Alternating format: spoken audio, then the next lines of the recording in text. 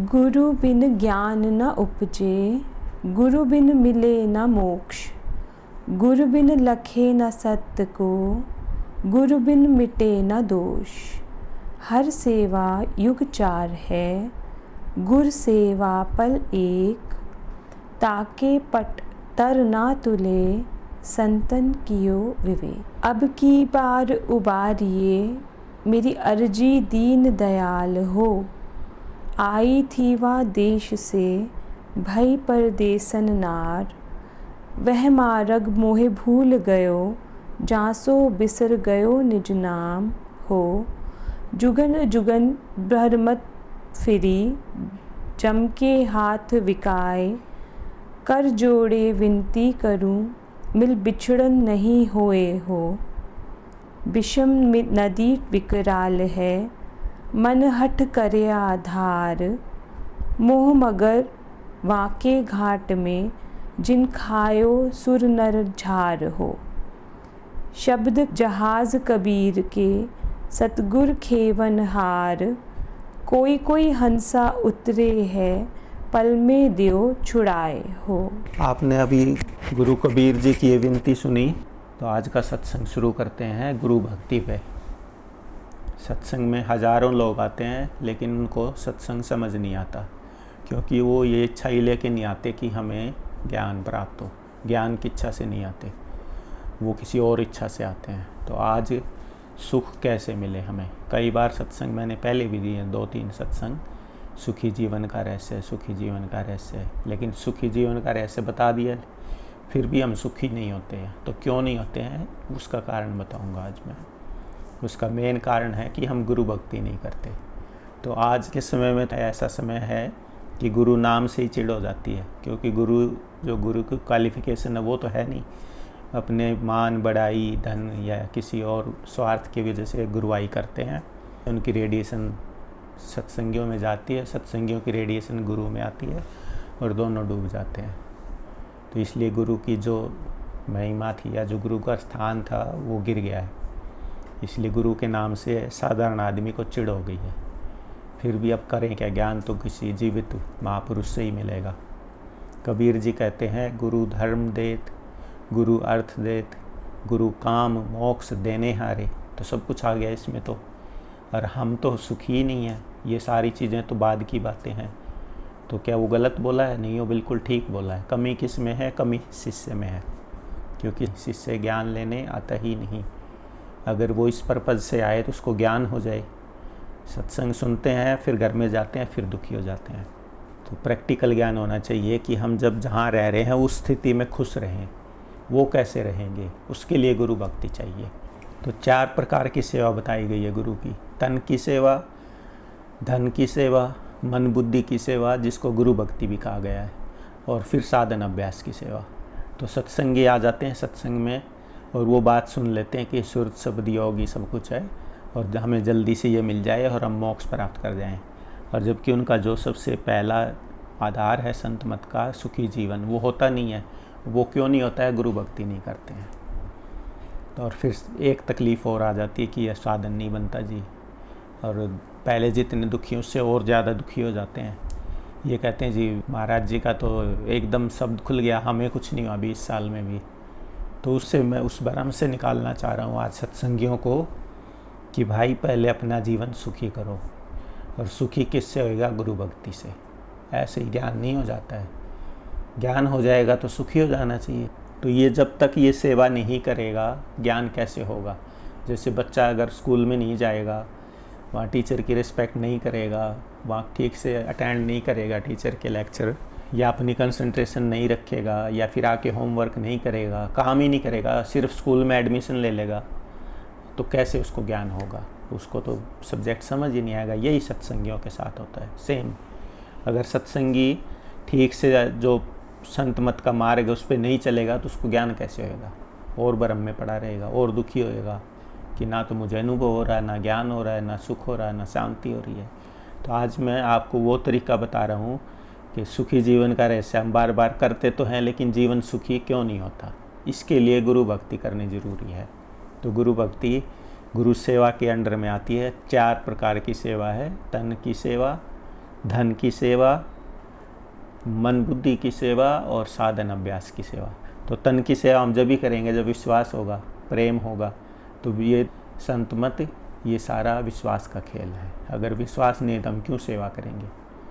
और सेवा नहीं करते तो हमें उसके गुण आएंगे ही नहीं। हमारे गाइड के, जो हमारा टीचर है, मास्टर है, गुरु है, उसके गुण कैसे आएंगे?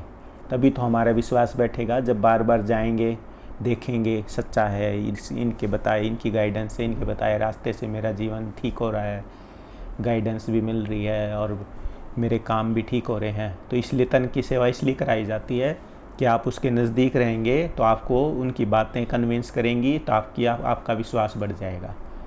इसलिए, और उसको ज़रूरत थोड़े है तन की सेवा की, सिर्फ इसलिए कि हम सेवा करेंगे तो पास रहेंगे। जैसे पहले संस्कृत में आता था ना कि बूढ़ों की सेवा करने से 4 चीज़ें बढ़ती है, आयुर्विद्या, यश और बलम। तो वही है कि जब बड़ों की सेवा करोगे तो आपको ज्ञान हो जाएगा कि भाई आखिर में आपकी ये स्थिति होनी है, तो आप गलत मार्ग पे नहीं भटकोगे। समझ आ जाएगा कि वृद्धावस्था की ये ऐसी गुरु की सेवा इसलिए कराई जाती है कि उसके पास रहेंगे तो उनकी बातें सुनेंगे, प्रेम बढ़ेगा, विश्वास बढ़ेगा और आप फिर आगे की सेवा कर सकोगे। और जब तक विश्वास नहीं है हम उनकी बात को मानेंगे ही नहीं, हमें यकीन ही नहीं होगा, बुद्धि निश्चयात्मक होगी ही नहीं। और सारा खेल ही बुद्धि निश्चयात्मक होने का है। मतलब बात ठुकनी है हमारे मन में, पक्की होनी है, तभी तो हम मानेंगे ना कि हाँ ये बात ऐसे है और ये ऐसे है। और फिर हम पक्के होंगे तभी हम किसी मान लिया सिचुएशन में आगे, और उस टाइम अगर भ्रम की स्थिति में क्या करूं, ये करूं, वो करूं, तो फिर हम डिसीज़न नहीं ले पाएंगे। और बुद्धि निश्चयात्मक है, बात मन में बैठ गई, पक्की है, तो आप डिसीज़न ले लोगे ये ठीक है। फिर धन की सेवा, तो गुरु को तो धन का कोई भूख होती नहीं है। अगर भूखा है तो वो गुरु नहीं है। गुरु नहीं भूखा तेरे धन का, गुरु के पास धन है नाम रतन का, पर तेरा उपकार करावे, भूखे प्यासे को दिलवावे। तो वो आपके धन को किसी भूखे प्यासे मतलब किसी ज्ञान के चाहने वाले को, किसी दुखिए को आपके थ्रू किताब बंटवाएंगे या सत्संग कराएंगे ताकि उसके घर में, उसके मन में शांति आएगी, तो आप शेयर होल्डर हो जाएंगे।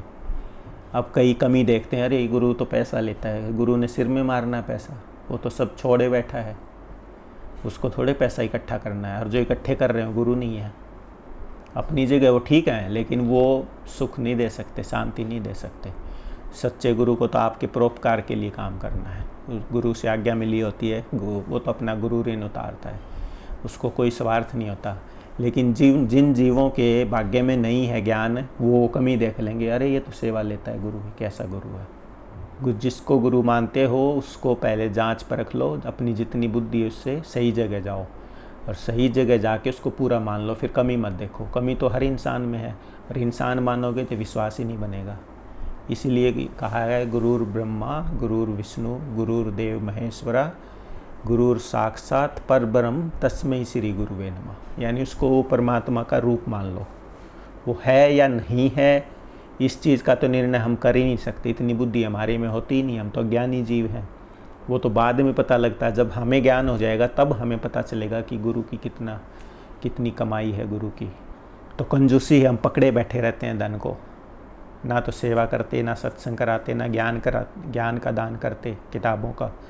जब कुछ इन्वेस्ट ही नहीं करोगे मिलेगा क्या इस संसार में? तो इस हाथ से देव साथ से ले ले। हमें अगर माचिस भी एक डब्बी खरीदनी है तो 5 रुपये देने हैं, एक चाय भी पीनी है तो 15 रुपये देने हैं। तो इतना ज्ञान जो आपको जीवन भर सुखी कर दे, मुफ्त में कहाँ से मिलेगा? खाला का घर है क्या? तो मुफ्त में चाहते हैं तो कुछ नहीं मिलेगा। कोरे आएंगे कोरे ही जाएंगे, खाली आएंगे खाली ही जाएंगे। गुरु ने अपने लिए थोड़े चाहिए, वो तो आपके हाथ से ज्ञान का दान करा रहे हैं। जब आपको धन का ही मोह नहीं छूटता तो परिवार का, बेटे बेटियों का जो इतने प्यारे हैं उनका कैसे छूटेगा? तो आपके हाथ से छुड़वा रहे हैं ताकि आपको आदत आ जाए, और जब आप चाहो कि अब मोक्ष मिले, छुटकारा मिले, तब सब छोड़ दो इनको, आपको आदत हो छोड़ने की। तो बहुत गूढ़ रहस्य होता है गुरु के मार्गदर्शन में, संत मत में, उसको समझ ही नहीं पाते। इसलिए वो सत्संग कराते हैं, नहीं उसको क्या ज़रूरत है खर्चा कराने की। इसलिए किताबें बंटवाते हैं, समझते हैं नहीं, अपनी अपनी मन की मारते हैं। तो मारे जाओ मन की। मेरे से महाराज जी ने कहा, भाई मनोज तू साल में 2 सत्संग कराएगा, तो मैंने कहा जी 2 तो होते ही हैं, 3 भी हो जाते हैं कभी कभी, और आप चाहो तो साल में 8 करो, जितने मर्जी सत्संग करो, मेरे से पूछना नहीं है, आप बस बोलना इस तारीख को सत्संग है। तो ये भाव होना चाहिए। मैं बड़ाई नहीं कर रहा, मैं आपको बता रहा हूँ कि मुझे यही नहीं था कि खर्च हो रहा है, क्या हो रहा है, इस चीज़ का तो होश ही नहीं था। मुझे तो एक ही बात थी कि ये क्या बता रहे हैं वो समझना है बस। इस वजह से ये धन की सेवा कराई जाती है। एक आपको आदत पड़ जाए धन को छोड़ने की, तो ताकि वो मोह ना रहे मरते समय, और दूसरा आपके हाथ से पुण्य कर्म कराया जाता है, ताकि आप बीज बो देंगे तो फल मिलेगा आपको, पेड़ बनेगा, फिर उसका फल खाओगे ना। बीज ही नहीं बोगे तो पेड़ ही नहीं लगेगा, फल ही नहीं मिलेगा। इसलिए ज्ञान का दान कराया जाता है। इसलिए कहा ज्ञान का दान सबसे ऊंचा है, क्योंकि ना धन से आपको पूरा सुख मिलेगा, धन से धन का सुख तो मिलेगा, घर से घर का सुख मिलेगा, पूरा सुख तो ज्ञान से ही मिल सकता है। सच्चा सुख जिसको कहा है, सही मायने में शांति जिसको कहा है, कहते हैं ना हर काम में, ये सनातन नियम का है, शुरुआत में भी आखिर में कहते हैं ओम शांति शांति शांति। तो वो सुख शांति तभी मिलेगी जब आप ज्ञान का दान करोगी। जब तक ज्ञान का दान नहीं करोगी आपको कुछ नहीं मिलने वाला। तो वो कौन सिखाएगा? गुरु सिखाएगा, कोई गाइड संत सिखाएगा कि भाई ये 4 सेवा है। तो इसमें मुख्य सेवा है तीसरी, ये 2 तो बता दी, तन की सेवा, धन की सेवा। तीसरी है मन बुद्धि की सेवा। ये जब तक कोई नहीं करेगा कोई सुख नहीं मिले। सुखी जीवन का रहस्य, सुखी जीवन का रहस्य बार बार करते रहते हैं। क्यों रहस्य समझ नहीं आता, हम तीसरी सेवा नहीं करते। तीसरी सेवा है दर्शन करे, वचन पुनि सुने, सुन सुन कर नित मन में गुने। यानी आप जाओ बार बार दर्शन करो, पुनि वचन पुनि सुने, बार बार उनके वचन सुनो, सुन सुन कर नित मन में गुनो। जितने भी सत्संग सुनो फिर उनको मन में गुनो, उनको समझो क्या कहा, समझ गए। तो हमारे पास टाइम ही नहीं है। आज शादी है जी, आज बर्थडे है जी, आज एनिवर्सरी है जी, आज फ्रेंड के जाना है जी, आज शॉपिंग करनी है जी, आज बच्चे का काम है, आज हॉस्पिटल जाना है, आज ये जाना है। सब दुनियावी कामों के लिए हम बिजी हो गए। तो आपके पास जब टाइम ही नहीं है शिष्य सत्संगी के पास गुरु भक्ति का, तो उसको ज्ञान कहाँ से होएगा? स्कूल में कॉलेज में जाएगा ही नहीं तो पढ़ाई कहाँ से आएगी? सब्जेक्ट समझ कैसे आएगा? तो ये कमी होती है। एक तो विश्वास नहीं होता, प्रेम नहीं होता, और सत्संग में जाते भी हैं तो देखा देखी दिखावे के लिए जाते हैं, और वहाँ जाके तो बहुत सख्त कमाई करनी पड़ती है, तो वो करते नहीं है। इसीलिए सुखी जीवन का रहस्य समझ ही नहीं आता है। तो आज मैं ये बार बार क्यों आपको ये बता रहा हूँ कि मैंने 2-3 सत्संग आपको दिए हैं, और फिर अगर वो सुन के समझ नहीं आ रहा तो क्यों नहीं आ रहा, इसलिए मैं सब आपके लिए नहीं, मैं ये सब के लिए रिकॉर्ड करा रहा हूँ कि जो भी सुने उनको समझ आ जाए कि हम सत्संग सुनते हैं और फिर भी जीवन सुखी क्यों नहीं है। आज मैं उस पर कोशिश करूँगा कि वो समझा दूँ कि हम सत्संग सुन के भी सुखी क्यों नहीं होते। तो पूरा सत्संग ध्यान से सुनना। तो तीसरी सेवा सबसे ज़रूरी सेवा है, इसी को गुरु भक्ति कहते हैं। माला पहनाना, कपड़े देना, सेवा देना, ये सेवा ये ज़रूरी है, ये दुनियावी व्यवहार है। इससे पता चलता है कि शिष्य में श्रद्धा है, प्रेम है, विश्वास है। लेकिन असली गुरु भक्ति है ये दर्शन करे, वचन पुनि सुने। बार बार आप वचन सुनोगी तो आपकी रेडिएशन गुरु जी पे पड़ेंगी, गाइड पे पड़ेंगी, और वो आपको गाइड करते रहेंगे कि अच्छा ये दिक्कत है, इसका ये कारण है, ये इलाज है। बार बार आपके काम की बात निकलेंगी तो आप कन्विंस हो जाओगे कि अच्छा ये समस्या है और इन्होंने तो बता दिया, मेरा जीवन सुखी हो रहा है। तो बार बार सुनने का ये है, और एक बार सुनने से वो बात का सार समझ में आ जाता है हमें। एक बार सुन लिए भूल जाएंगे। साइंस प्रूव करती है कि हम जितना सुनते हैं उसका 20% याद रहता है, हमें 80% भूल जाते हैं। इसलिए रिकॉर्ड कराया जाता है कि आप बार बार सुनोगे। रिकॉर्डिंग में क्या फ़ायदा है कि एक एक वर्ड, एक एक सेंटेंस रिकॉर्ड हो गया। अब आप सुन रही हो तो उतनी अटेंशन नहीं है कि हर चीज़ को आप कैच कर लो, लेकिन जब इस रिकॉर्डिंग को बार बार सुनोगी तो हर शब्द का मीनिंग समझ में आता जाएगा धीरे धीरे। तो अब विज्ञान ने बहुत तरक्की कर ली है, रिकॉर्डिंग, ऑडियो रिकॉर्डिंग है, वीडियो रिकॉर्डिंग है।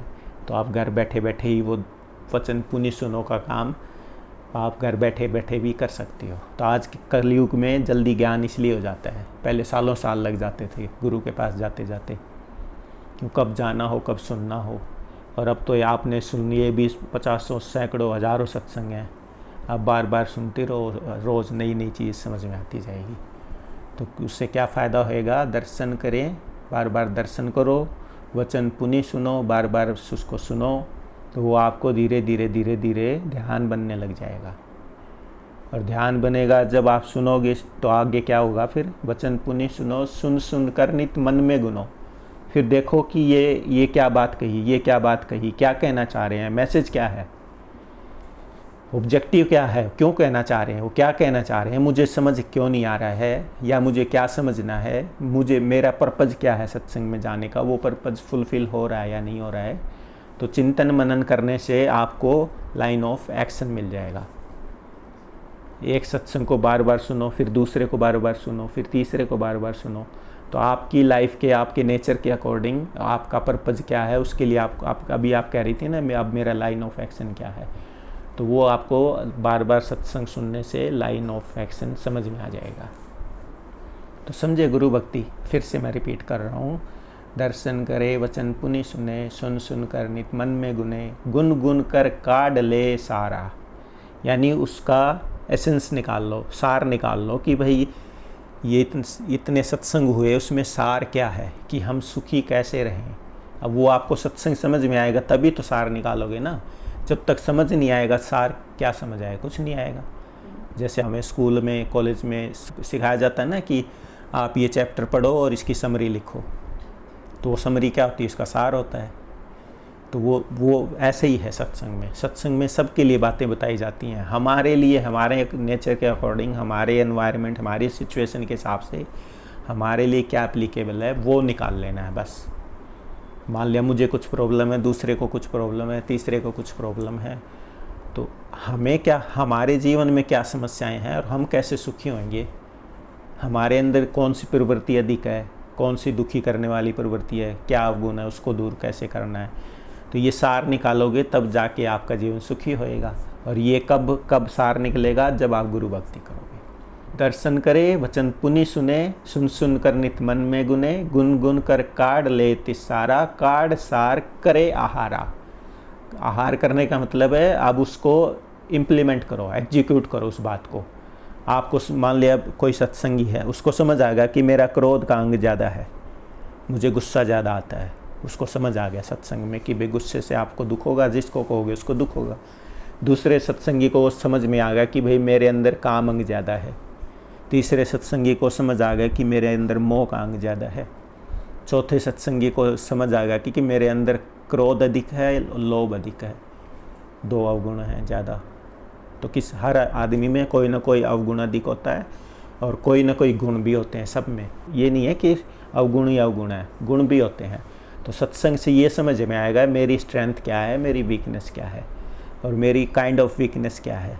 मतलब हमें समझ आ जाएगा कि गुस्सा ज़्यादा है तो गुस्से को कंट्रोल करोगे आप, काम अंग ज़्यादा है तो काम अंग को ज़्यादा कंट्रोल करेंगे। यानी जो कमी होगी फिर हम उस पर इम्प्लीमेंट करें ज्ञान को, उसको, और उसको ठीक करें। काढ़ सार करे आहारा, कर आहार पुष्ट हुआ भाई। पुष्ट होने का मतलब एक तो है फिजिकली पुष्ट होना, हेल्दी होना। यहाँ पुष्ट होने का मतलब है कि जब आप अपनी कमियों को दूर कर लोगे सत्संग सुन के, सार समझ के, और उसको इम्प्लीमेंट करोगे तो आपका मन मजबूत हो जाएगा, विल पावर बढ़ जाएगी। यहाँ पुष्ट होने का ये मतलब है कि आपकी विल पावर बढ़ जाएगी कि अच्छा मेरे अंदर क्रोध अधिक था, धीरे धीरे धीरे धीरे प्रैक्टिस करके मैंने क्रोध अंग को काबू कर लिया है। तो आप में हिम्मत आ जाएगी, विल पावर बढ़ जाएगी कि देखो गुरु कृपा से मैंने ये क्रोध अंग अधिक था और अब मैं शांत रहता हूँ।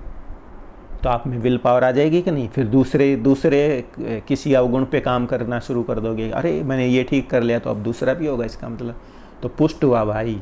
ये पुष्ट होने का मतलब है। कर आहार पुष्ट हुआ भाई, जग भय भो सब गई नसाई। फिर आपको किस बात का डर? जब हमने अपने अवगुण ही दूर कर लिए, जब हम कोई गलत काम ही नहीं करेंगे तो हमें भय ही नहीं लगेगा। जब हमें पता चल जाएगा कर्म फिलॉसफी का कि ये अच्छे कर्म करेंगे तो सुखी रहेंगे और बुरे कर्म करेंगे तो दुखी रहेंगे, अच्छी सोच रखेंगे तो सुखी रहेंगे और बुरी सोच रखेंगे तो दुखी रहेंगे। और जब आपको ज्ञान और अज्ञान का पता ही चल गया, विजडम आ गई है, तो फिर आप क्यों दुखी होंगे? दुखी हो ही नहीं सकते। तो उसमें सुखी जीवन का रहस्य में सारे बताए थे कि किस किस वजह से हम दुखी होते हैं और उसको क्या क्या उसका निदान है, यानी उसका क्या क्या सॉल्यूशन है, ये बताया था। तो अब उसको समझने के लिए कि हम सुखी जीवन के रहस्य में हमें पता चल गया कि इन वजह से हम दुखी हैं और ये इसका सॉल्यूशन है। और फिर सुखी क्यों नहीं होते? इसलिए कि गुरु भक्ति नहीं करते, उस बात को, सत्संग को समझते नहीं और अपने नेचर के अकॉर्डिंग उसको समझकर इम्प्लीमेंट नहीं करते। और जब तक इम्प्लीमेंट नहीं करेंगे हमें सुख कैसे मिलेगा? अगर डॉक्टर ने दवाई दी, हम नहीं खाएंगे तो कैसे ठीक होंगे? समझ गए? इसीलिए जिसके पास समय है वो तो गुरु भक्ति करेगा, जिसको विश्वास है, प्रेम है, वो गुरु भक्ति करेगा। अब जिसके पास समय ही नहीं है, जो बिजी है, अपनी जॉब करता है 8 घंटे, फिर 1 घंटा आने का, 1 घंटा जाने का ऑफिस, 10 घंटे, फिर 2 घंटे बच्चों के लिए लगा दिए, 12 घंटे, 1 घंटा फिर एक्सरसाइज करने चला गया, 13 घंटे, 2 घंटे खाना पीना नहाना धोना है, 15 घंटे बचे, क्या 8-9 घंटे बचे, उसमें सोना हो जाता है। तो अगर समय नहीं है तो आपको तीसरी गुरु भक्ति हो ही नहीं सकती, तीसरी सेवा है। और जब तक गुरु भक्ति नहीं होगी कुछ नहीं होने वाला, चाहे आप 100 साल सत्संग सुन लो। अब मैं आपको इसका निचोड़ बता रहा हूँ कि जब तक कोई इंसान प्रेम, श्रद्धा, विश्वास से भर के गुरु भक्ति नहीं करेगा तब तक उसको सत्संग का सार समझ में नहीं आएगा, चाहे 100 साल सत्संग सुन ले। इसलिए सत्संग सुन के और आप गुरु भक्ति करो कि बार बार दर्शन करो, बात को ठीक से सुनो पूरे ध्यान से, फिर उसको घर में जाके उस पर चिंतन मनन करो, फिर समझो सत्संग को। मान ले नहीं समझ में आया तो फिर सुनो, फिर नहीं समझ में आया फिर सुनो। जब तक आपके जीवन में दुख है तब तक सत्संग सुनते रहो, जब तक जीवन सुखी ना हो जाए सुनते रहो। जिस दिन आपको सार समझ में आ जाएगा तो क्या होगा? सुखी हो गए हो। अगर सत्संग का सार समझ में आ गया है तो जब कोई आपकी दिल दुखाए या कुछ भला बुरा कहे या क्रोध दिलाए तो आप मुस्कुराओगे। ये मेजरमेंट करने का तरीका है कि आपको ज्ञान हो गया है। अब जब विषम परिस्थितियाँ आएंगी और आप मुस्कुरा दोगे तो समझ लो आपको सत्संग का सार समझ में आ गया है। ये प्रवृत्ति मार्ग का है, ये दुनियावी सत्संग बता रहा हूँ मैं आपको। सांसारिक आध्यात्मिक सत्संग तो बाद की बात है। तो ये सबसे ज़रूरी है, इसको कोई समझता ही नहीं है। गुरु भक्ति करते नहीं है, नहीं करे तो हवा खाओ, सुनते रहो सत्संग। कोई गुस्सा करे, कोई बेइज्जती करे, या कोई हम चाहते हैं उसके विपरीत बात हो जाए, हम चाहते हैं प्रॉफिट और लॉस हो जाए, या कोई एक्सीडेंट हो जाए, या कोई बीमार हो जाए, फिर भी हम मुस्कुरा दें, खुश हो जाएं, मन ही मन में दुखी ना हो, या घबराएं ना, या हाथ पैर ना फूल जाएं। अगर ऐसा है, यानी विषम परिस्थिति में भी खुश रहना आ गया, मुस्कुराना आ गया, तो समझ लो ज्ञान हो गया कि कैसे सुखी रहना है। तो ये रहस्य तब समझ में आएगा गुरु भक्ति जो करेगा। समझ गए आप कि हमें सत्संग क्यों समझ में नहीं आता? हम गुरु भक्ति नहीं करते। अच्छे अच्छे सत्संगी हैं, 20-20, 30-30 साल जाते हैं, सत्संग सुना, मत्था टेका, सेवा दी, घर आ गए, उसके बाद बाढ़ में जाए सत्संग। क्यों? टाइम ही नहीं है, ये एक रीज़न है। दूसरा, वो सोचते हैं कि बस गुरुजी से मिलाए सब कुछ हो गया, वो सुनना ही नहीं चाहते सत्संग को, समझना ही नहीं चाहते। या तीसरा क्या हो सकता है कि उनको धन की इच्छा है, अंधविश्वास है कि गुरुजी के पास जाएंगे, बस अब उनके दर्शन हो गए, गुरुजी मैजिक कर देंगे, झाड़ फूक कर देंगे, हमें धन मिल जाएगा, ये मिल जाएगा, वो मिल जाएगा। तो ये कारण भी हो सकते, बहुत से कारण हैं। तो आप जब ज्ञान लेने की इच्छा से जाएंगे या सुख शांति की इच्छा से सत्संग में जाएंगे और फिर आप समय देंगे, जैसे एक बच्चा स्कूल वर्क करके होमवर्क को टाइम देता है, ट्यूशन भी लगाता है, तो ऐसे उसी तरह से हम सत्संग को समय देंगे। किस लिए? कि हमारा जीवन सुखी हो। तो फिर सत्संग बार बार सुनोगे, जब भी टाइम मिलेगा सत्संग सुनोगे। मैं यही करता हूँ, अपना दुनियावी जितने भी ड्यूटी हैं सब करके उसके बाद एक ही चीज़ होती है मुझे कि सत्संग सुनो, और या दूसरा क्या काम होता है, अपने अवगुणों को दूर करो। उसका तरीका है वो किसी और सत्संग में बता दूंगा। तो बस और कोई वो ही नहीं है, लगन यही लगन है, या तो अपने अवगुण दूर करो या सत्संग सुन के ज्ञान लो, आगे का मार्ग साफ करो। आप कह रही हो ना लाइन ऑफ एक्शन, तो आगे लाइन ऑफ एक्शन मिली हुई है मेरे को, उस पर काम करता रहता हूँ। तभी तो रास्ता तैयार होएगा ना आगे का खुले, अब तभी तो मंजिल पे पहुँचेंगे ना। तो अभी आप आज समझ गई कि हमें सुखी जीवन का रहस्य तो बता दिया, अब हमें समझ क्यों नहीं आता? क्योंकि गुरु भक्ति नहीं की। तो गुरु के नाम से चिढ़ते हैं आजकल। तो भाई गुरु मत कहो, तुम गाइड कह लो या ज्ञानी कह लो या हमारा शुभ चिंतक कह लो, जो मर्जी कह लो, नहीं अच्छा लगता। जिसको नहीं लगे तो कम से कम जो अच्छी बात लगे वो तो ले लो। हम नहीं कह रहे हैं कि आप गुरु जी करो, गुरु के नाम से नफरत छोड़ो। आप समझ मिलती है, समझ तो ले लो, अच्छी लगे तो ले लो, ना मत लो। तो मैं ये सब के लिए कह रहा हूँ। तो समझ गए आप सुखी जीवन का रहस्य। बार बार हम सुनते हैं और फिर हम मुस्कुराते क्यों नहीं विषम परिस्थितियों में? क्योंकि हम गुरु भक्ति नहीं करते। गुरु भक्ति आपको बता दिया क्या है। माला पहनाना, कपड़े देना, ये सब अपनी जगह बहुत अच्छा है। इससे पता चलता है कि कितना श्रद्धा भाव है। कई आ जाएंगे सत्संग में, कुछ नहीं देंगे, उनको संस्कार ही नहीं है देने का। एक तो बात ये, दूसरा कुछ होगा ही नहीं देने के लिए उसके पास, तो उसको अध्यात्म सिखा के क्या फ़ायदा? उसको तो ये सिखाओ भाई मेहनत करो, ईमानदारी से काम करो, ताकि आपको घर में सुख शांति आए, खाना पीने को, रहने को, पहनने को। तो इससे ये भी पता चलता है कि हाँ, सामने वाले की पोजीशन ठीक है। अगर वो बेचारा धन से ही दुखी है तो उसको ये ज्ञान दिया जाएगा कि भाई आप धन कमाइए पहले। अगर ये संसार नहीं बना तो आगे का ज्ञान क्या फ़ायदा? लोग सुखी नहीं है तो परलोक से अल्लाह कैसे होएगा? तो इस वजह से कई चीज़ें गुरु सब देखता रहता, ऑब्जर्व करता रहता, गाइड इस तभी तो कर पाएगा ना। तो इस वजह से जिसका जीवन सुखी है उसको फिर अगला रास्ता बताया जाएगा। तो गुरु से हम जब बार बार मिलेंगे तो गुरु भी देखता है, रीड करता रहता है कि अच्छा इस जीव के पास इस चीज़ की कमी है, तो इसको ऐसे ये रास्ता बताया जाए। और इस जीव के पास सब कुछ है, सब चीज़ों से उपराम हो गया, धन भी है और माया भी है और जो भी चाहिए इसको मिल गया। अब ये चाहता है ये आगे का रास्ता पता चले मुझे, उसको अध्यात्म का ज्ञान दिया जाएगा।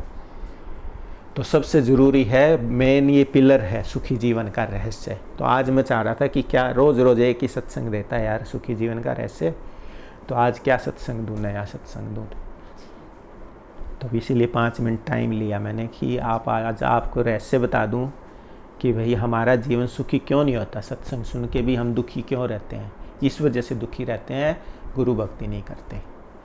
और मेरे से पूछते हैं कई लोग, या मेरी वाइफ से पूछते हैं कई लोग, कितनी देर ध्यान करते हैं ये? वो कहती है ध्यान तो करते ही नहीं है। फिर पूछते बैठते हैं ये? नहीं, बैठे भी नहीं देखे कभी। तो ध्यान क्या करना है? चलते फिरते ध्यान रहता है, चलते फिरते याद रहती है गुरु जी की सुमिरन है, दिमाग में ये बात बैठ गई कि हाँ ये संत मत है, इसका ये ज्ञान है, ये लाइन ऑफ एक्शन है, इस पे चलना है। तो वो दिमाग में एक ख्याल बैठ जाना ही सुमिरन का सार है। बार ये मुंह से राधा स्वामी राम राम राम राम या सतनाम श्री वाहेगुरु, ये हैं तरीके मन को ठहराने के। जब मन ज़्यादा चंचल हो जाए, किसी एक थॉट को कंट्रोल नहीं कर पा रहे हों, तो उसको रोकने के लिए ये जरिए हैं, अजपा जाप या जो भी है। तो आज आप गुरु भक्ति की महिमा समझ गई, उसका पर्पज़ समझ गई, ये है पर्पज़। तो गुरु भक्ति से क्या होगा? एक तो हमें सत्संग का सार समझ में आ जाएगा, यानी हमें ज्ञान हो जाएगा। तो ये पता चल जाएगा ये अज्ञान है, ये ज्ञान है, मुझे करना क्या है, मैं कहाँ पे हूँ, मेरे अंदर क्या कमियाँ हैं, मेरे अंदर क्या अच्छाइयाँ हैं, और मुझे अब किस चीज़ पे कंट्रोल करना है, और मेरी क्या समस्याएं हैं, उनका सॉल्यूशन क्या है। ये सारा सब कुछ समझ में आएगा गुरु भक्ति से। ये सच्ची गुरु भक्ति है कि सत्संग बार बार सुनो, बार बार दर्शन करो। बार बार दर्शन करने से क्या होएगा? वो समता में रहते हैं और उनकी समता आप में रेडिएशन के थ्रू आ जाएगी। जैसे किसी रोगी का रोग लग सकता है, ऐसे ही वो समता, उनकी समता का भाव, वो सुख का भाव हम में आ जाएगा। हम बार बार देखेंगे अरे ये डिस्टर्ब ही नहीं होते, हमेशा मुस्कुराते रहते हैं, हमेशा नहीं तो मोस्ट ऑफ द टाइम मस्त रहते हैं। तो वो रेडिएशन हमारे अंदर भी प्रवेश कर जाएगा। वो ये लॉ ऑफ रेडिएशन है कि हम सोचेंगे अरे ये तो हमेशा ही ठीक रहते हैं, गुस्सा भी नहीं करते, मस्ती में रहते हैं, सुखी रहते हैं, समता में रहते हैं। तो वो दर्शन करने से वो समता हम में आ जाएगी। दूसरा, बार बार वचन सुनने से वो ज्ञान समझ में आ जाएगा। और फिर जब उसको समझ के उसमें से असल चीज़ निकाल के उसको इम्प्लीमेंट करोगी तो आपका जीवन ही बन जाएगा। समझ गई? ये अभी ये सीधी भाषा में बता रहा हूँ आपको कि सत्संग को सुनो श्रद्धा विश्वास से, फिर उसमें से उसको बार बार समझो, समझने की कोशिश करो। एक बार नहीं आए कोई बात नहीं, 100 बार समझो, हर बार नई बात समझ में आएगी। क्यों? क्योंकि उससे आपका ध्यान बनता जाएगा, एक जगह अटेंशन रुकना सीख जाएगी। अटेंशन एक जगह रुकने का मतलब मेडिटेशन हो गया आपका। जब अटेंशन फोकस होने लग जाएगी तब एक एक लाइन में, एक एक वर्ड में नई नई चीज़ें समझ में आएंगी। सत्संग में तो जो बोला गया वो बोला गया, एक बार रिकॉर्ड हो गया, लेकिन हमें नई बात क्यों समझ में आती है हर बार? क्योंकि हमारी अटेंशन बढ़ती जाती है, फोकस ऑफ अटेंशन बढ़ता जाता है।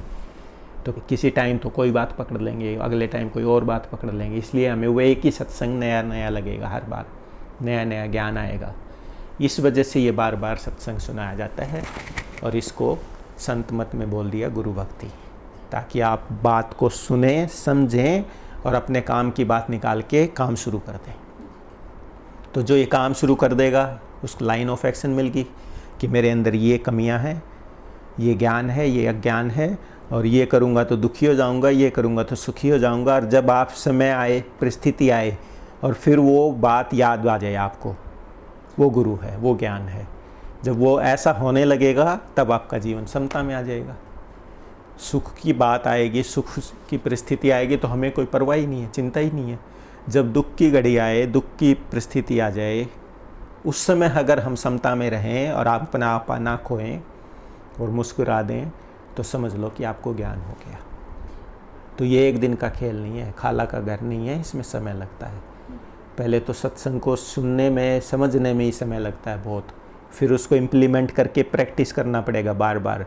फेल होएंगे ना, हम अटैम्प्ट करते हैं जैसे एग्ज़ाम में कि मुझे तो 90% लेने हैं, तो कभी 60% आएंगे, कभी 80% आएंगे, कभी फेल हो जाएंगे। तो वो बार बार प्रैक्टिस करी जाएगी। अब मैंने सोचा कि जैसे मान लिया मेरे अंदर क्रोध अंग अधिक है, सत्संग में सुन के समझ आ गया कि भाई मैं क्रोध बहुत करता हूँ। तो आप जब क्रोध आएगा तब आपको गुरु की बात वो याद आ जाएगी, तो ज्ञान हो गया आपको। और फिर आप उसको कोशिश करोगे तो कभी कंट्रोल कर लोगे, कभी फेल हो जाओगे, यही तो होगा ना। तो फिर बार बार ऐसे करते, प्रैक्टिस करते करते, करत अभ्यास के, फिर आप उसमें पक्के हो जाओगे कि अब के तो चलो ठीक है, जो हुआ सो, next time I will not repeat it. यही होगा ना कि भाई ठीक है, अब के तो 10 मिनट तो मैंने कंट्रोल किया, बाद में उस सामने वाले की रेडिएशन ले ली, मुझे गुस्सा आ गया, लेकिन अगली बार फिर नहीं करूँगा। तो ऐसे पहले तो थोड़ी देर में विजडम आएगा, फिर थोड़ा जल्दी विजडम आने लगेगा, फिर एक टाइम ऐसा आएगा कि आपको इमीडिएट विजडम आ जाएगा। यानी वो परिस्थितियाँ आप पे हावी ना होके आप परिस्थितियों को कंट्रोल कर लोगे। जो कंडीशन, सिचुएशन आपके सामने आएगी, आपको तुरंत विवेक हो जाएगा और आप सब बोलने से पहले ही सोचने लग जाओगे कि ये बोलना है, ये नहीं बोलना है, और सामने वाला किस स्थिति में है और मैंने क्या करना है।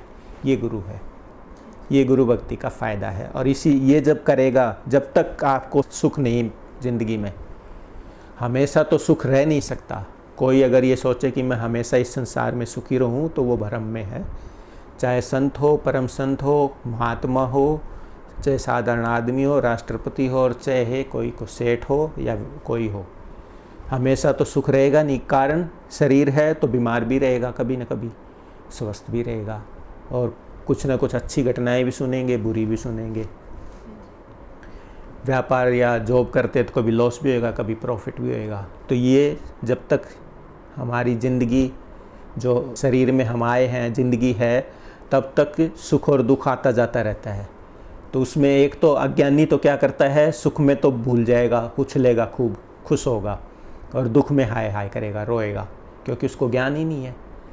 इस वजह से जो सत्संग में जाके ज्ञान ले लेता है, उस गुरु भक्ति कर लेता है, उसको पता चल जाएगा कि भाई तेरे जीवन में ये होना था, यानी ये तेरा प्रारब्ध ही ऐसा था, यानी बेटे ने फेल होना ही था, या ये काम होना ही था। तो उसको ज्ञान की वजह से, उस गुरु की वो जो ज्ञान उस समय याद आ जाए, वो समता में रहेगा, और समता में रहेगा तो हाय हाय नहीं करेगा, उसको सुख से भोग लेगा कर्म को। यानी जो दुख के, कष्ट के समय घड़ी थी, उनको वो ज्ञान से सुख से भोग लेगा। तो ज्ञान का ये फ़ायदा है कि जब आपको सत्संग में जाओगे और गुरु भक्ति करोगे तो सत्संग का सार समझ में आ जाएगा। सार समझ में आ जाएगा तो आप उसको इम्प्लीमेंट करोगे, बार बार प्रैक्टिस करोगे। प्रैक्टिस करते करते आपको ये सिद्धि आ जाएगी कि अच्छा लॉस हो गया, या कोई घर में चीज़ टूट गई, मान लिया हेल्पर से कोई चीज़ टूट गई, अज्ञानी क्या करेगा, कर दिया ना, आज तूने इतने हज़ार की थी, ये थी, वो थी। और जिसको ज्ञान हो गया सत्संग में, वो कहेगा अच्छा कोई बात नहीं, वो हो जाता है, और ले आएंगे, कोई बात नहीं, लगी तो नहीं ना।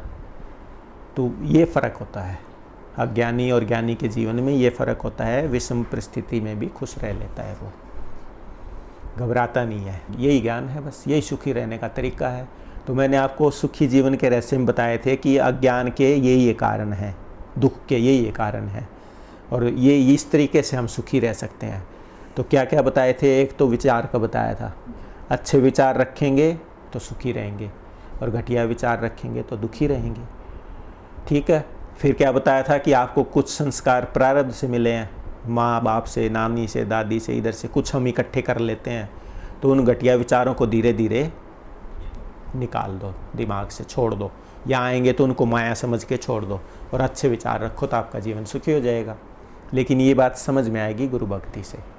फिर आपको बताया था कि प्रारब्ध कर्म का, कि अब जब आपको दुख होना है या किसी जीव को दुख होना है, वो घटना घटनी है, तो जब ज्ञान ही होगा तो घटेगी, तो हम दुखी नहीं होंगे, हम समझ लेंगे ये होना ही था।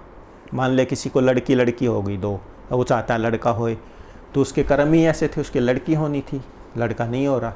और कोई चाहती है कि मेरे तो लड़के हो रहे हैं, लड़की चाहती हूँ, लड़की नहीं हो रही है, तो उसके लड़का ये लिखा था भाग्य में, लड़की होनी नहीं थी। या कोई चाहता है मेरे को प्रॉफिट हो और उसको नुकसान हो जाए, तो अगर ये पता हो प्रारब्ध कर्म का कि भाई जो पहले करके आया है उसका फल मिलना ही मिलना है, कहीं कोई टाल नहीं सकता, तो फिर वो ज्ञान हो गया है, गुरु भक्ति कर लिए, तो वो दुखी नहीं होएगा। इतनी सी बात है। लेकिन कब होएगा? जब उसने सत्संग को सुन के और उसका सार निकाल के प्रैक्टिस करके उसको इम्प्लीमेंट कर लिया है, उसको लागू कर लिया जीवन में। अगर सत्संग को बार बार सुन के समझा नहीं है और इम्प्लीमेंट नहीं किया है तो ज्ञान भूल जाएगा, वो उसको याद नहीं आएगा। इसलिए ज्ञान को अपना बनाना पड़ता है। किताब में है या गुरु के पास है तो वो तो उनके काम का है। हमारा ज्ञान कब होएगा? जब गुरु भक्ति करेंगे। तो बार बार आज आपको गुरु भक्ति पे बोला है ताकि हमें सत्संग समझ में आ जाए, ताकि हमारा जीवन सुखी हो जाए। और फिर आपको बताया था ब्रह्मचर्य का, तो सुखी जीवन के रहस्य का जो सार है, मेन पॉइंट वो बता रहा हूँ। अब हमें पता चल गया कि भाई इसने हमने जो पहले कर लिया सो कर लिया, अब हमने ठीक रहना है। तो अगर बात समझ में आ गई, दिल में पक्की बैठ गई, तो आज से शुरू कर दो काबू करना। कई फेल हो जाते हैं, वो कहते हैं जी मैं तो फिर गिर गया। कोई बात नहीं भाई, कम से कम आप चल तो रहे हो, तभी तो गिरे। जो बेचारे उल्टी दिशा में चल रहे हैं और गिर रहे हैं और मरते जा रहे हैं, उनसे तो बेटर हो आप। और प्रैक्टिस करोगे तो एक दिन कामयाब हो जाओगे। उम्मीद रखो, ऑप्टिमिस्टिक रहो, आशावादी रहो। निराशावादी क्यों रहते हो? आशावादी रहो कि चलो मैंने इतनी तो कमाई कर ली, भाई इतना तो है कि मेरे अंदर और गिरावट नहीं आ रही है, जितना पहले से गिरा हुआ उतना ही गिरा, तो एक दिन संभल जाओगे।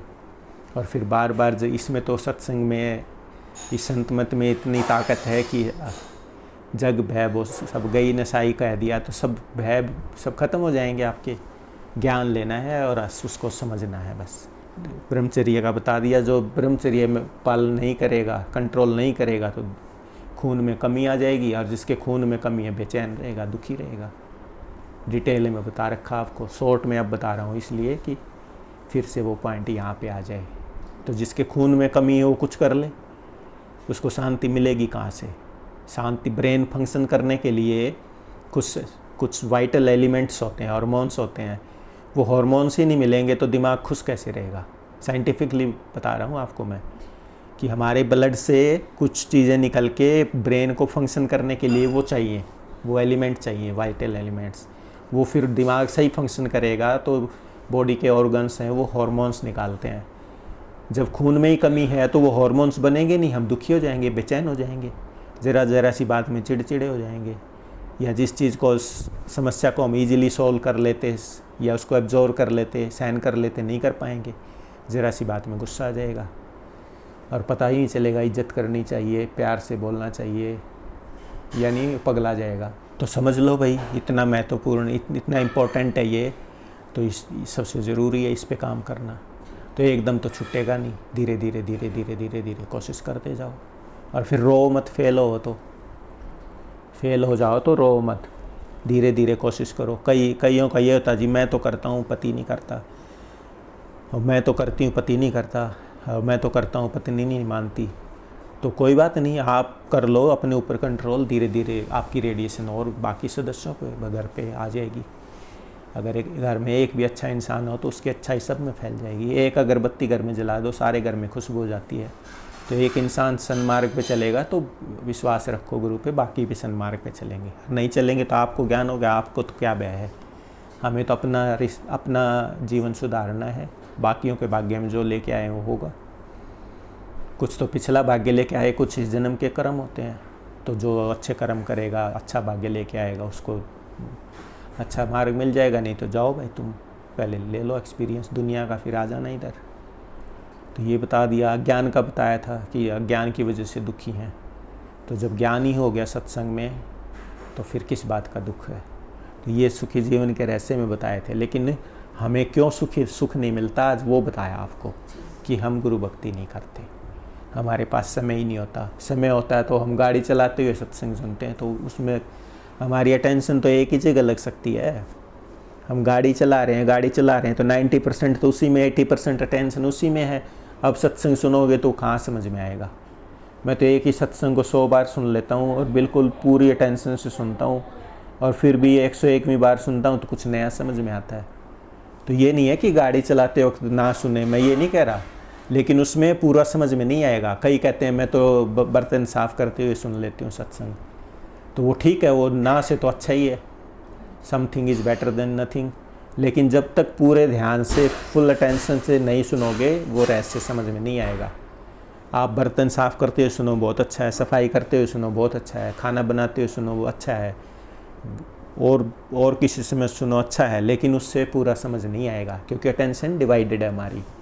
उस काम में भी ध्यान लगा हुआ है और फिर सत्संग भी चल रहा है। तो मेन जो बात हमारे दिमाग में पक्की होनी थी, वो पक्की नहीं होती। इसलिए आप ये काम करते हुए सुनो, लेकिन सत्संग सुनने के समय जब आपके पास फुर्सत हो तो फुल अटेंशन से सिर्फ सत्संग सुनने के लिए समय निकालो, ताकि सब तरह से दिमाग, इसके लिए तो कहा है तन गुरु को तन मन धन दे दो। यही कहा है कि जब आप साधन अभ्यास में बैठो या सत्संग सुनो तो उस टाइम तन को भूल जाओ, मन के विचारों को भूल जाओ, इधर उधर मन लगा सब भूल जाओ, और धन के विचारों को भूल जाओ। ये नहीं है कि तन भी दे दो गुरु को, धन भी दे दो, उसका मतलब ये नहीं है।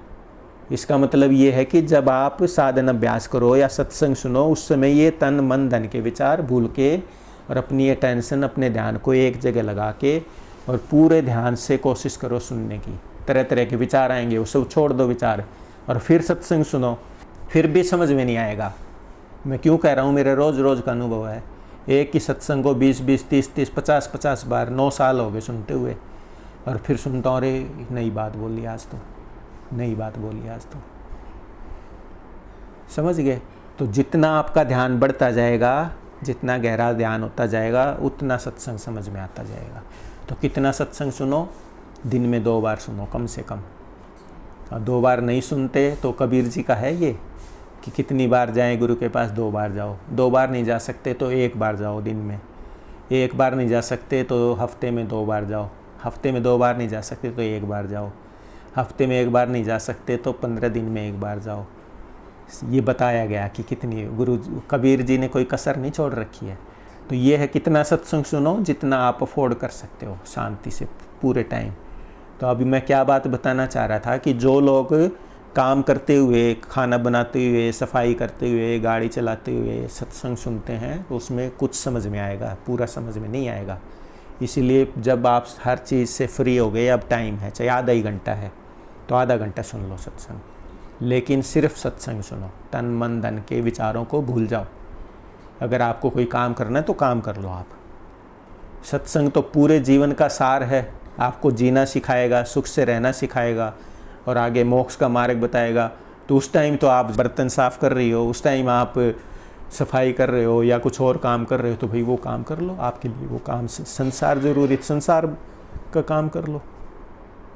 ये तो उनके लिए है जो सब हर चीज़ से तृप्त हो गए हैं, राज ऋषियों के लिए ये ज्ञान। तो जब मैं सत्संग सुनता हूँ, उस समय सुनता हूँ कि सब काम से फ्री हो गया, अब ये मेरे पास फ्री टाइम है, इसमें सिर्फ सत्संग सुनना है। तो ऐसा टाइम आप सेलेक्ट कर सकते हो आपकी लाइफ में कब आता है। तो जब भी मौका मिले इस भाव से सत्संग सुने। काम करते हुए सुनो, कोई हर्ज नहीं है उसमें। एक तो मन टिका रहेगा, एक काम में मन लगा रहेगा, इधर उधर फालतू भटकने से तो अच्छा वो बेटर है। लेकिन अगर आपको सत्संग का सार गूढ़ रहस्य समझना है तो सत्संग को पूरे ध्यान से तन मन धन को भूल के फिर सुनना पड़ेगा। इतने पापड़ सत्संगी बेल लेगा, उसको सार समझ में आएगा और फिर उससे क्या होएगा, उसके दिमाग में वो बातें पक्की बैठ जाएंगी। क्या हो जाएगा, बुद्धि निश्चयात्मक हो जाएगी। उसको ये पक्का यकीन हो जाएगा कि ये ज्ञान है, ये अज्ञान है, यानी ये काम करूँगा तो ये होने वाला है और ये करूँगा तो ये होने वाला। वो संशय में नहीं रहेगा उसकी। इसको कहते हैं निश्चयात्मक बुद्धि। उसको पक्का यकीन हो जाएगा कि ये बार बार वो देखेगा। जब ज्ञान ही समझ में आएगा और जब वो परिस्थिति आएगी वो करेगा, उसको एक्सपीरियंस हो जाएगा कि ये करा तो गलत हुआ और ये किया तो ठीक हुआ, ये किया तो दुखी हुआ, ये किया तो सुखी हुआ। तो बुद्धि अपने आप पक्की हो जाएगी, निश्चयात्मक हो जाएगी। जब आपने स्कूल में पढ़ लिया 2 + 2 4, तो अब आपको कोई कितने भी लोग आके कहते हैं 2 + 2 5, तो आप नहीं मानोगी, क्योंकि आपको पक्का है दिमाग में ये कि भाई 2 और 2 4 ही होते हैं। तो कोई लाख आदमी भी कहें 2 और 2 5, तो आप नहीं मानोगे। इसलिए सत्संग को बार बार सुन के अगर आपने पक्का कर लिया, बुद्धि निश्चयात्मक होगी, तो पूरी दुनिया एक तरफ हो और आप एक तरफ हो तो भी नहीं सुनोगी दूसरों की, तो भी कहोगे नहीं मेरा ज्ञान ठीक है, क्योंकि वो आपका अनुभव होगा फिर। इसलिए ज्ञान को पक्का करना है, बुद्धि को निश्चयात्मक करना है। जब तक नहीं होती सारी उम्र सत्संग सुनते रहो, चाहे सुनना ही पड़ेगा। और क्यों सुनना पड़ेगा कि सदा सदा हम भूलन, नानक जी कहते हैं, तो रिफ्रेश करना पड़ता है। आप मान लिया आज आपने इंजीनियरिंग पढ़ी है, 10 साल आप उससे आउट ऑफ टच रहो, भूल जाओगे धीरे धीरे। इसीलिए सब डॉक्टर देखो, इलाज करते रहे, अच्छे डॉक्टर हो, साथ साथ पढ़ते भी रहते हैं। वकीलों को देखो, केस लड़ते रहेंगे फिर भी स्टडी करते रहेंगे।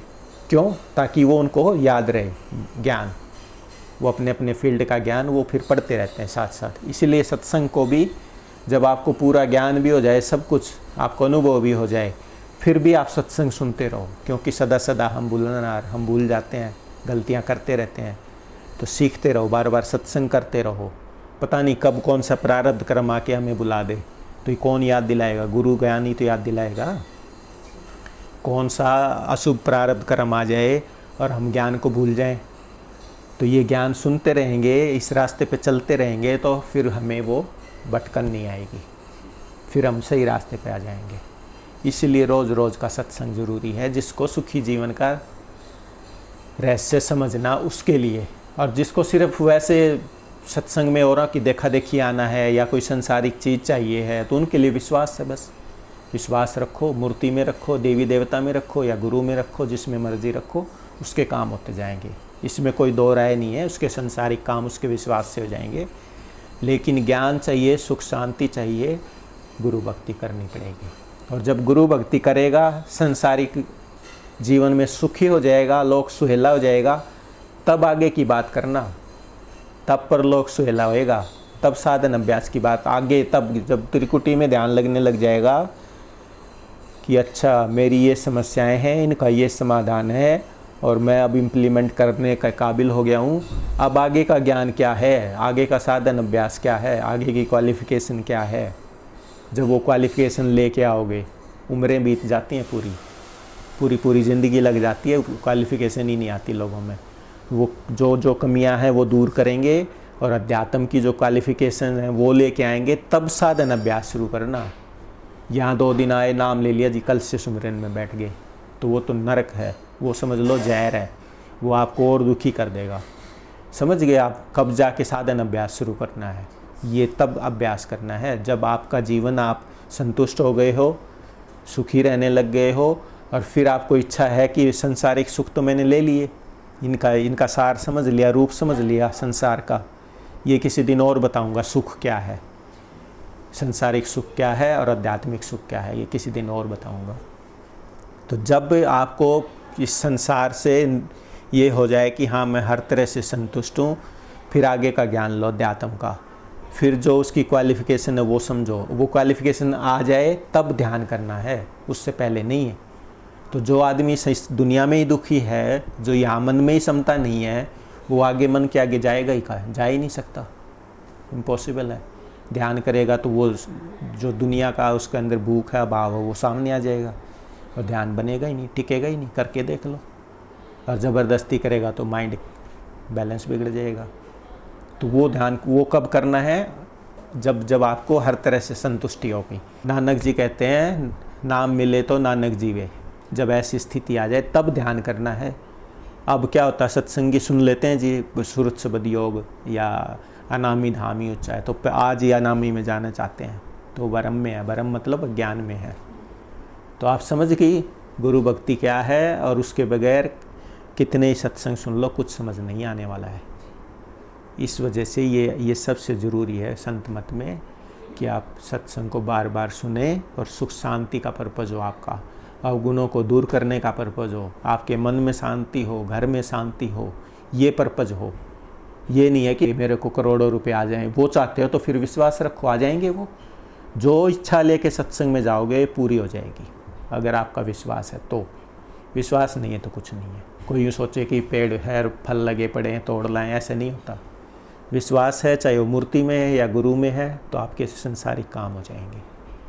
और अगर आप संसारिक दुनिया के चीज़ों से संतुष्ट हैं तो फिर ज्ञान की इच्छा से सत्संग में जाओ, सुख की इच्छा से सत्संग में जाओ, समता की इच्छा से सत्संग में जाओ। फिर वो जब आ जाए तब आगे का रास्ता फिर खोजो। तब तक बात मत करो सूरत शब्द की, प्रकाश की, ध्यान की बात ही मत करो, क्योंकि क्वालिफिकेशन ही नहीं है हमारी। नाश कर देगा वो, तो पगला देगा दिमाग को, क्योंकि दिमाग में ताकत नहीं है। ताकत तो हमने संसार में लगा रखी है, और ज़बरदस्ती ध्यान करेंगे तो दिमाग फेल हो जाएगा। इसलिए मेरे से पूछते हैं कितनी देर ध्यान करते हो, मैं तो कहता हूँ भाई ध्यान ही ध्यान करता रहता हूँ। क्या ध्यान करता हूँ? कैसे जीवन सुखी हो, कैसे जो क्वालिफ़िकेशन है मुझे समझ आ गया, ये क्वालिफ़िकेशन, वो क्वालिफ़िकेशन कैसे अचीव की जाए। तब ध्यान करने की ज़रूरत नहीं, अपने आप आ जाएगा। कुछ करना ही नहीं है। नानक नदरी नदर निहाल, यानी देखते काम हो जाएगा। क्वालिफाइड है, उसको कुछ करने की ज़रूरत नहीं, उसको तो अपने आप ध्यान हो जाएगा। ध्यान तो अंदर ही है। मैं बोल पा रहा हूँ, आप सुन पा रहे हो, तो ये ध्यान ही वो अंदर है, सूरत स्पिरिट अंदर है। इसी वजह से तो सब चल रहा जीवन। तो सबसे पहले ये ज़रूरी है। अरे इसको जो नहीं समझता हवा खाए। तो आप समझ गई, अगर हमें सुखी रहना है तो ये रास्ता है। उसको क्या सत्संग का सार समझ में आएगा, उसका जीवन फिर वो प्रैक्टिस करेगा बार बार, फिर उसको गुरु ज्ञान पक्का हो जाएगा, बुद्धि निश्चयात्मक होएगी, और उसको फिर आगे की इच्छा होगी तो आगे का मार्ग भी मिल जाएगा। और यहाँ सुखी रहना है तो यहाँ सुखी रहेगा। सुखी क्या है? जब सुख हम चाहते हैं जो वो हो जाए तो हम सुखी हैं। जब हम जो चाहते हैं वो ना हो, उस टाइम भी स्माइलिंग फेस है, उस टाइम भी हमारी क्षमता नहीं बिगड़ी, वो सुखी है इस संसार में। तो ये कोई आसान खेल नहीं है। कितने सालों से मैं प्रैक्टिस कर रहा हूँ। कभी कभी तो ये लगता था इतना सत्संग सुन लिया, फिर गुस्सा आ जाता है। और इतना फाइन हमारे सबकॉन्शियस माइंड में भरे ही पड़े हैं ये काम, क्रोध, लोभ, मोह, विकार, अज्ञान, कि हमें खुद ही नहीं पता होता कितना फाइन है। तो जैसे जैसे गहराई में उतरेंगे तब समझ में आएगा कि अरे अभी भी यहाँ से सुधार की ज़रूरत है। तो आखिर तक संत कहते हैं, संत जब लग बह करें जब तक पिंजर साथ, यानी जब तक इस बॉडी में है, लिविंग है, तब तक सावधान रहना हमें, तब तक अपनी सफाई करते रहना है। तो आप समझ गए, बहुत लंबा खींच दिया मैंने, वैसे इतना टाइम नहीं लेना चाहिए था। तो आप समझ गए, सत्संग को बार बार सुन के उसको अपना, उस ज्ञान को अपना बनाना पड़ता है, फिर उसको प्रैक्टिस करनी पड़ती है। और जब उस प्रैक्टिस में आप परफेक्ट हो जाओगे, यानी आपकी कमांड आ जाएगी, तब आपको सुखी रहना आएगा। नहीं तो कितने सुखी जीवन के रहस्य सुनते रहो आप, सत्संग नहीं समझ में आएगा। गूढ़ रहस्य तभी समझ में आएगा जब आप ये काम करोगे। उसके बाद चौथी आती है साधन अभ्यास की सेवा। तो वो जो इस बात के जब योग्य होंगे तो ये सत्संग भी दे देंगे आगे। तो अगले सत्संग में फिर वो सुख दुख की बात करूँगा, जिसमें ये कहते हैं ना कि एक संसारिक सुख है, एक आध्यात्मिक सुख है, और एक कहते हैं ना सुख दुख से परे एक परम पद ते सुख रासमाई। तो उस पर बात करेंगे। तो आज का सत्संग काफ़ी है। तो ये है गुरु की महिमा, ज्ञान की महिमा। तो गुरु नाम अच्छा नहीं लगता तो कोई बात नहीं, गाइड कह लो, स्पिरिचुअल गाइड कह लो, मास्टर कह लो, जो आपको कह लो। कुछ नहीं कहना तो भाई ये अच्छा इंसान कह लो। ज्ञान तो इंसान से ही मिलेगा, कौवा भेड़ बकरी तो देने से रही। इसलिए जहाँ आपकी श्रद्धा है वहाँ से ज्ञान लो, किताब से ले लो, यूट्यूब से ले लो, वीडियो सुन के ले लो, जहाँ से मिले। ध्यान किसका करना है? जिसके ध्यान से सुख शांति मिले उसका ध्यान कर लो। संत मत बांधता नहीं है कि इसका ध्यान करो, उसका ध्यान करो, मेरा ध्यान करना।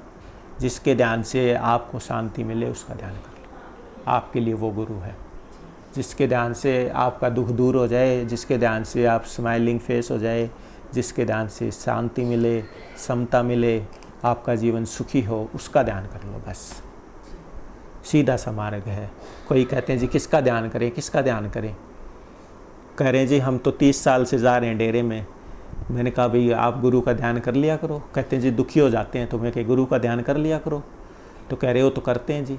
तो मैं कहा फिर तो आपको सुखी होना चाहिए। सुखी इंसान का ध्यान करोगे तो सुखी होना ही चाहिए आपको। फिर कहते जी नहीं होते। तो इसका मतलब या तो आप में कमी है या गुरु में कमी है।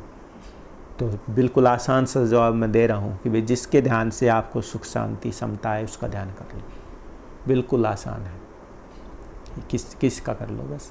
आप एक मान ले 5 गुरु हैं, आप दुखी हो, परेशान हो, उस टाइम जिसके ध्यान से आपको शांति मिल गई समझ लो वो आपका गुरु है। काफ़ी है। हाँ जी।